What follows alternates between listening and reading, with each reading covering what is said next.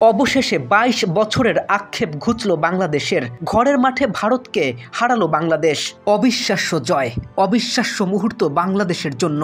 কাঙ্ক্ষিত সেই ভারতবধ এ যেন বিশ্বজয়ের আনন্দ দেয়। ২৩,৭১২ জন দর্শক, তীব্র বাঘের গর্জন আর হামজা মুরসালিনদের লড়াই। না, আজ আর খালি হাতে ফিরতে হয়নি এই বিশাল সংখ্যক দর্শকদের। গর্জন, সমর্থন আর দোয়ার মিশেলে বাংলাদেশ যেন বিশ্বমঞ্চে ভারতকে হারানোর আরও এক গৌরবময় মুহূর্ত এনে দিল।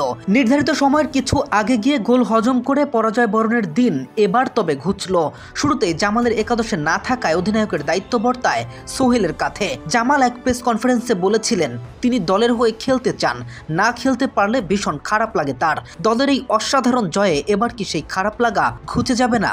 ইনজুরি থেকে ফিরেই মুরসালিনের হুঙ্কার, হামজা সমিতের তোপে প্রথমার্ধ পার। ম্যাচের মাত্র ১১ মিনিটে রাকিবের পাস থেকে দারুণ এক গোল করেন ইনজুরি কাটিয়ে ওঠা মুরসালিন, যা ম্যাচে একমাত্র গোল। আর তাতেই যেন উল্লাসে ফেটে পড়ে পুরো গ্যালারি। ক্রিকেট হোক বা ফুটবল, বাংলাদেশের চিরপ্রতিদ্বন্দ্বী যেন ভারত। যে কোনো মূল্যে ভারতকে হারাতে চায় খেলোয়াড়েরা, হোক সেটা ক্রিকেট বা ফুটবল। আর লাল সবুজের ভক্তদের জন্য যেন এটাই সবচেয়ে বেশি প্রশান্তির, কেননা দেশটার বিরুদ্ধে খুব কাছে গিয়ে বহুবার জয়ের বন্দরে পৌঁছাতে ব্যর্থ হয়েছে বাংলাদেশ। তাই ম্যাচের আগে থেকেই যেন যে কোনো প্রতিযোগিতায় বাংলাদেশ সেটাকে মনে করে ডু অর ডাই। প্রথমার্ধে ১-০ গোলে এগিয়ে থেকে দ্বিতীয়ার্ধে মাঠে নামা টিম বাংলাদেশের ম্যাচে ১১ মিনিটে রাকিবের অসাধারণ পাসিং থেকে দারুণ যে গোলটি আসে, একমাত্র গোল সেটি।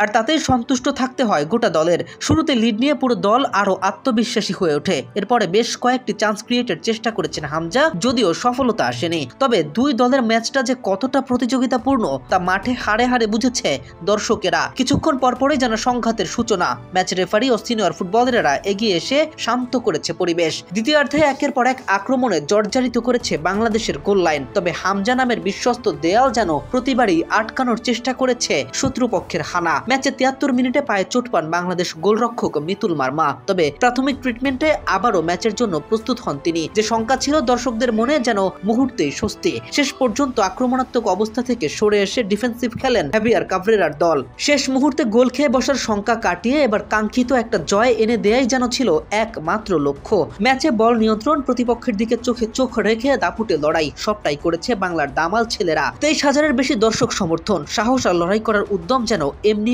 চলে আসে বুকে। আর লাল সবুজের প্রতিনিধিত্বের সুযোগ পেলে আর কি বা লাগে। দল জয় পেয়েছে, কিন্তু একটা জায়গায় যেন ভক্তদের আক্ষেপ এখনো অবিচল। কাভরেরার একাদশে জায়গা হয়নি কিউবা মিচেলের, যেন কোনো কিছুতেই মন গলাতে পারছে না এই কোচের। সে যাই হোক, সুযোগ যখন আসবে। সবাই তো দেশের জন্যই লড়বে। এই জয় নিঃসন্দেহে পরবর্তী ম্যাচের জন্য আত্মবিশ্বাস দ্বিগুণ করে দিবে হামজা সমিতদের।